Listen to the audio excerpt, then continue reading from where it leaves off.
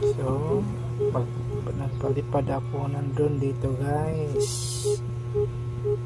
tapos nagtesting ako kung mag-break ba siya, kung mayroong makita mga objects tulad nito, puno ng kahoy. So hindi na siya naglipad, tumigil siya, kaya patras ko na siya. Tapos dito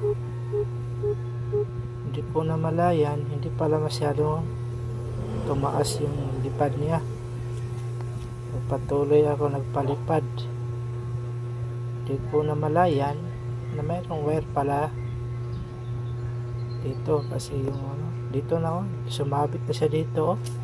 Tingnan nyo, yan, grabe kaba ko dito, akala ko mahulog siya pero hindi siya nahulog.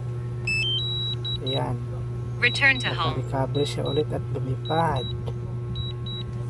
Ano, pinabalik ko na siya to return ko na siya. Landing.